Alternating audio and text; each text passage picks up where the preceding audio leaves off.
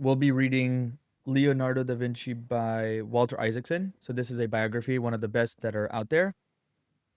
I already read it once and I want to read it again. And before we go ahead and actually get what I've always done for the past couple of years is that I buy the physical book and I also buy the Audible version. Now, I have an Amazon membership, which is they give me a free credit and I just pile them up. But essentially, I have the Audible version and the physical version. And I read and listen to it at the same time. And the way it came about was pretty interesting because I was speaking with a friend who was always reading. And one day he told me, I stopped reading and I'm only doing Audible. I'm only doing audio versions. And I was kind of sad because obviously a physical book, there's something very special about it. It's in your hands, and only Audible may be a little bit passive. So I thought to myself, wait a second, this is 5, 6 years ago. So what if we could combine both the reading and the Audible at the same time? And that's how I started consuming and reading so many books over the past couple of years in philosophy, in art, in business, biographies. You could think of anything. And what I do essentially is I download the book on Audible. Unfortunately, not every single book is available on Audible, but most of them has, maybe 80, 90% of the most popular ones. And I listen to it at 2x speed. And you'll realize that even when you're reading and you listen to it at 1x speed, your eyes are actually faster, which is interesting. It's kind of the speed of light, the eyes, more than the sound, which is pretty cool. But the whole idea is that you could listen to it at 2x speed. Not only will your eyes be more focused on the letters, but also you'll be able to understand a lot of things because your mind is focused. So there's a lot of studies that are shown that people have different types of learning.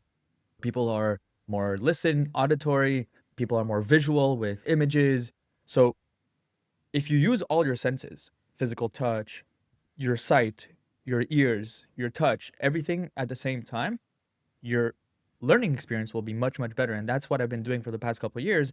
And we're going to be using this method with Da Vinci. So we're going to start with the introduction and cover as many pages as possible. One of the things that I want to do that especially is take a pen. Anything that comes to my mind that I think is interesting, I'll go ahead and note it. And also for this video series, for this segment, I actually want to talk about it just to bring some clarification or maybe create some content about it as well. Okay, so let's get started with chapter 2, or chapter 2 on Audible, but it's an introduction inside of the book.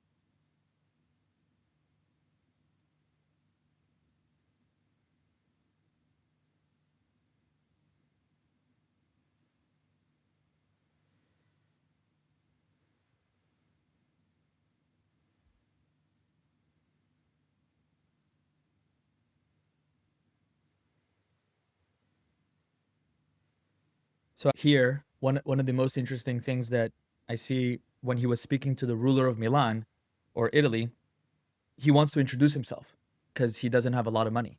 He obviously wants to be successful. He wants to provide for himself. It says here that in order to go ahead and provide work, he didn't even introduce himself as a painter.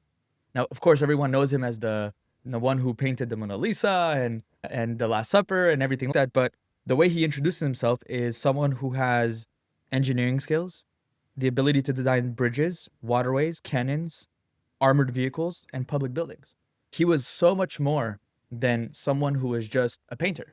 Now, you could use all these different skills to be in painting, obviously, but this is why he was known as the Renaissance man at the time. So he was actually a philosopher. He was a true scientist, the ones that unfortunately we don't have today, that wanted to seek truth, right? And so he pursued studies of anatomy, fossils, birds, the heart, flying machines, geology, water flows, weaponry. And he wrote this in his notebooks and sketches, which is, I built a whole application just on the discovery of those notebooks, which is pretty cool. But the ability to just study all these different things is what made him very special.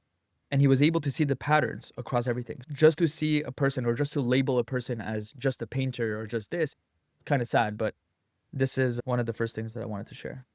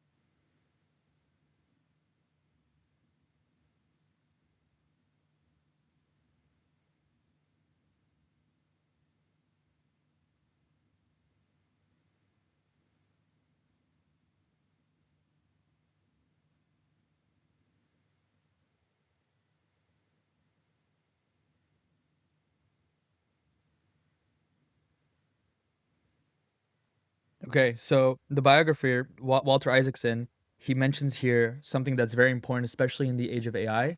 So Mark Andreessen from A16Z, he said that actually generalists will win, which is actually an interesting claim because he says before the real ones that were going to be really successful, of course, are the people who are focused, very niche. You have very deep knowledge of a specific area and all that stuff.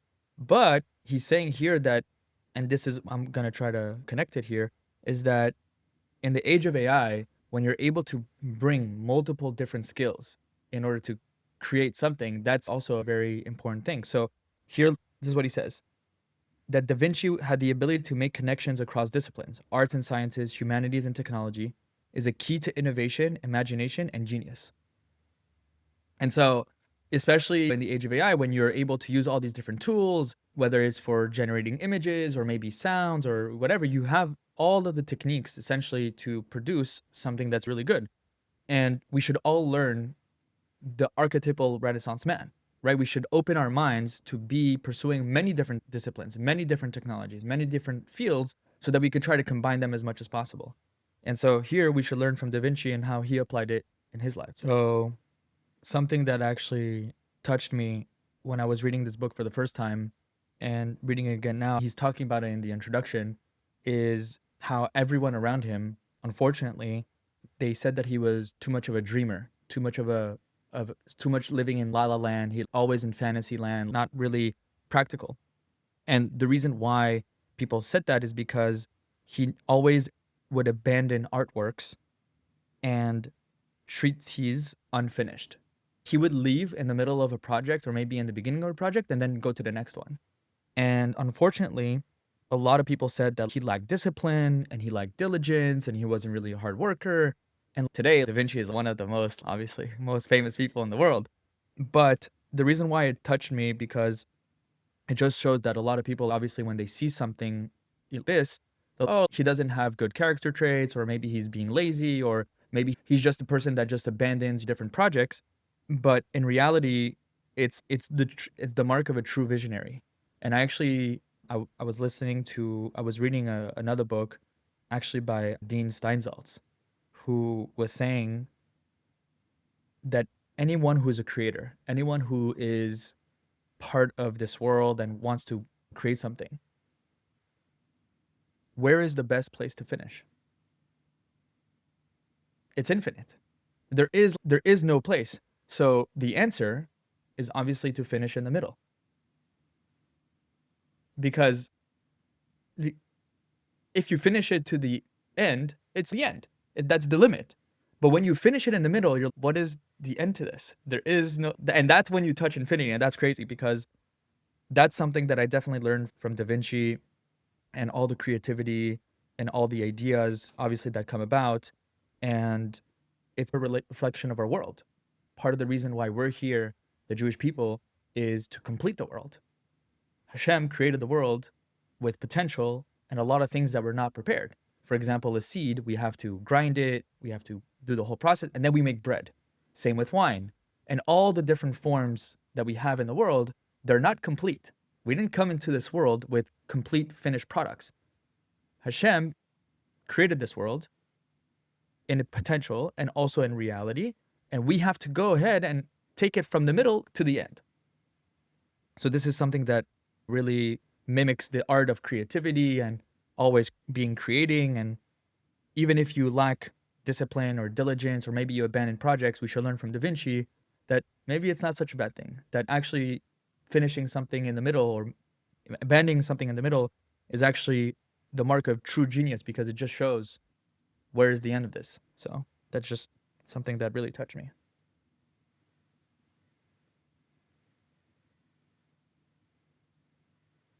Gonna increase to 2.5.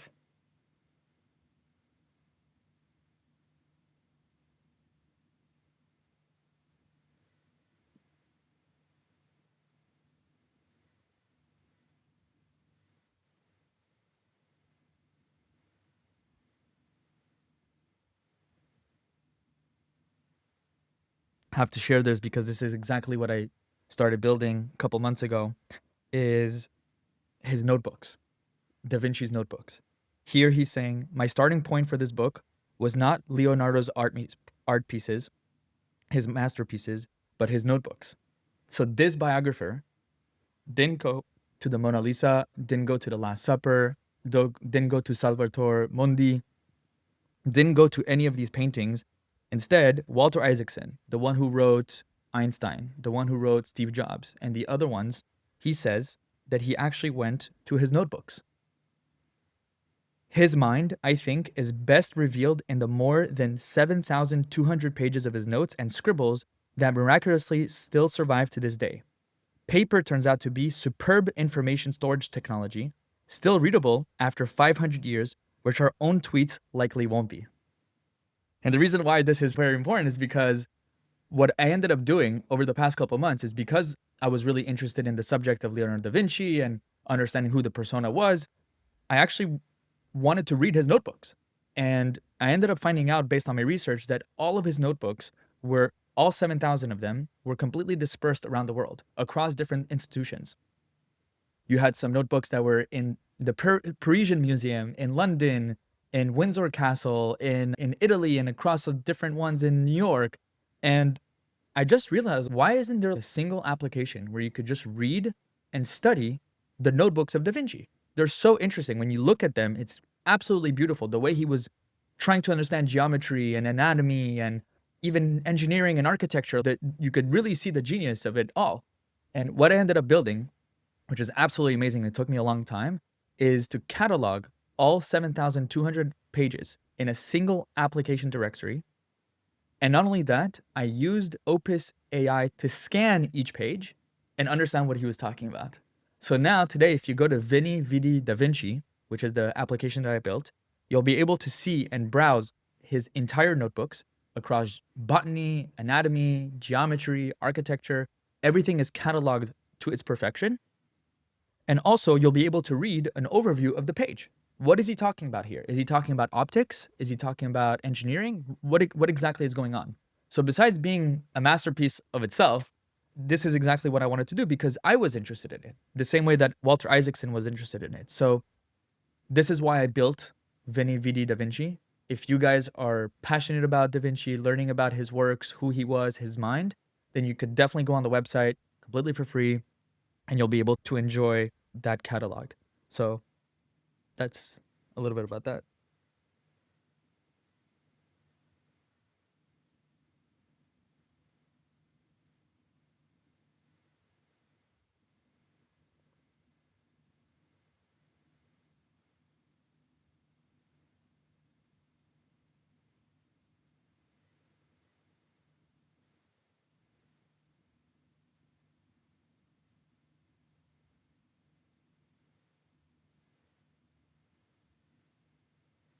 Just to finish this thought, because he finishes in the paragraph, he says, his notebooks are the greatest record of curiosity ever created, a wondrous guide to the person whom the eminent art historian Kenneth Clark called the most relentlessly curious man in history.